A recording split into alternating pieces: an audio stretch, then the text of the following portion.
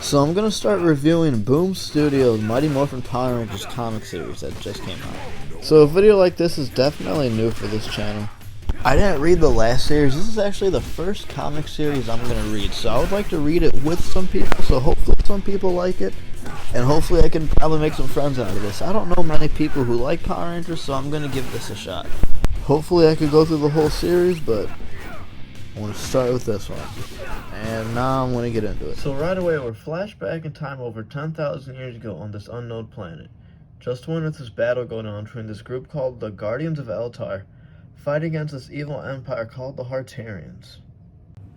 The Guardians end up winning the battle between the Hartarians because they convinced the big Artivox, which is the big purple guy running around, to turn against the people who took him captive. And then he pretty much chased him off. We go through all this just to find out that one of the Guardians is Zordon himself. So it's kind of cool that we get a little bit of a backstory on Zordon. Now we skip to present day and we see that Billy's frustrated that he can't figure out who this new Green Ranger is, but that's the least of Zordon's worries. Zordon's more concerned about how the other Rangers are feeling. We're in present day and we're in the Angel Grove Youth Center, where all the Rangers are discussing who this Green Ranger could be. Kimberly thinks that the Green Ranger could be on their side, but Aisha thinks otherwise. She says that it could be anybody in the room, that they really don't know for sure yet.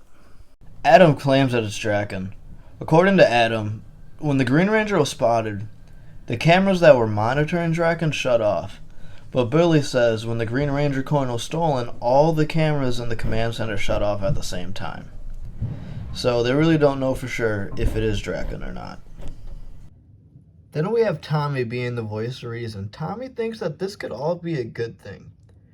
Tommy knows that they're going to run into this Green Ranger again. So maybe the next time they run into him, that's the time to gain the Green Ranger's trust and figure out who he is.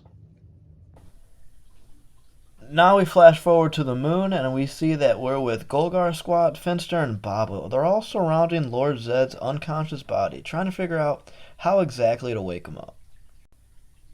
But it seems like Bobo doesn't really want to wake up Lord Zedd, and that kind of freaks out the other guys.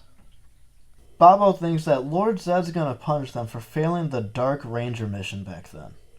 So Bobo has the idea of capturing the Green Ranger so when Lord Zedd wakes up, he doesn't have to punish them for failing the mission. So now it looks like we're in a gym area, and we see that Rocky is talking to some guy named Matt. They're talking about which sport is better, martial arts or football. Me being a martial artist and been a martial artist for a few years, I'm going to have to agree with Rocky on this one. Yeah, I know this is off topic, but martial arts is way better than football, and if you disagree, you shouldn't be watching Power Rangers in my opinion. Power Rangers aren't football players, they're about martial artists. We flip over to the next page and see that Tommy walks up to Rocky and reminds him that they're supposed to be having a sparring match. Rocky then tries to introduce the two to each other, but it seems like they already know each other through something kind of funny. I guess Matt used to date Kimberly. So I guess that's kind of awkward. But I want to know, why is this Matt character in this story? I want to know more about this Matt guy. The next page just introduces Bulk, Skull, and Skull's new girlfriend, Candace. There's only one thing about Candace, though. Bulk doesn't like that Candace is always around Skull, which makes Skull now question their friendship, which sounds like a Bulk and Skull type of thing. We're still in school and we see Kimberly and Aisha having casual talk, but they're talking about Billy. Aisha thinks maybe Billy has something to do with the Green Ranger because how obsessed he is over the Green Ranger. Kimberly trusts Billy. She really doesn't think it's Billy, even though he is a little obsessive with some things at times, she says. We go to the command center and we see that Billy and Zordon are talking to each other. Zordon's telling Billy a story about some fruit tree back at his home planet. And all I could think about is, wow, Zordon has a lot more personality in the comics than he did the show. Like, he's actually talking about stuff other than Rangers. You have to go here and stop this villain. He's actually bonding with Billy here in the comics, and I kind of like that. Finally, we get to see some action now. We see some construction workers upset at their job because the Power Rangers keep destroying the city and they gotta rebuild it. I feel for them. But then we see some giant panda monster spring down. We also see that he has putties along with him. And that causes the Power Rangers to spring into action. Now we see my two favorite pages of the comic. We see the Power Rangers morphing. On the next page, we see the Power Rangers in action. We see them fighting the putties and discussing the plan on how to stop them. We finally see the Green Ranger in action, appearing just to take on the giant panda. And then at the same time, Adam's idea of the Green Ranger being Draken is shot down by Alpha. Tommy could care less who the identity of the Green Ranger is. He's just more focused on taking down this giant panda. Then we see Rocky and Kimberly trying to back up the Green Ranger, but then it looks like the Green Ranger doesn't need backup. He could take care of himself. Now we see Adam, Aisha, Tommy, and Billy taking on the giant panda.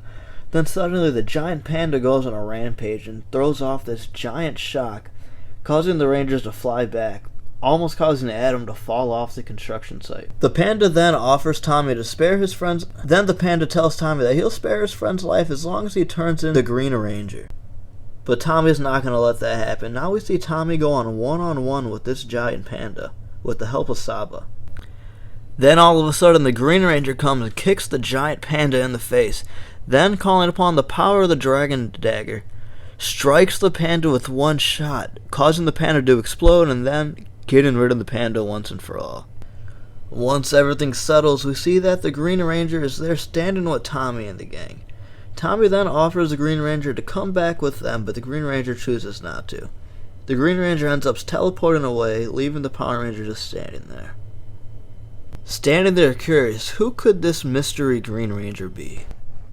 After the battle, we see Finster, Squat, and Gogar looking down at the battle, kind of disappointed that the giant panda lost. But then Bobble comes and he says that he has one more plan left, but that plan requires a sacrifice. But Bobble comes into the picture and he tells the guys that he has one more plan left, but that plan requires a sacrifice. And right before they choose a sacrifice, they see that Lord Zed walks into the room and he is very much alive. Lord Zed states that from the chaos energy explosion, it didn't really weaken him, it just made him stronger. And now Lord Zed is back, ready to take on the Rangers for good. We are back now on Earth, and we see that Candace and Skull are walking down this alley. They just came back from dinner because Skull felt bad because of the way Bulk was talking to Candace back then in the school. Candace then suddenly realized that she forgot her phone back there. So Skull, wanting to get her phone back, runs back to the restaurant, leaving Candace there by herself. When Candace is alone, we see that a mysterious voice from the shadows starts talking to her. They give her a message and say that her time's running up. Candace looks kinda shocked because she thought she had maybe months or even a year before. Something happens, we're not sure really. Then suddenly we start to see something happen with Candace's hand. We flip it over to the next page and see that Candace turned into what looks like someone from Eltar. And all they say is that Eltar needs to be protected. I'm not really sure who this is. Could this be the new Green Ranger? I'm not too sure. If you stayed to the end and actually watched through this all, I just want to say thank you so much. I know I'm pretty late on these. I had a lot of setbacks. I know I said that last video, but I had some more setbacks. But anyway, I just want to say thank you again, and I'm sorry if this was bad quality and kind of hard to watch. In the future, I want to make more, so hopefully I get better at making these. I will get better, but hopefully it's sooner better than later. But again, thank you so much for sticking around and watching. Please like, subscribe if you want. I'm going to be making more, so hopefully I see you again in the future. Thanks again.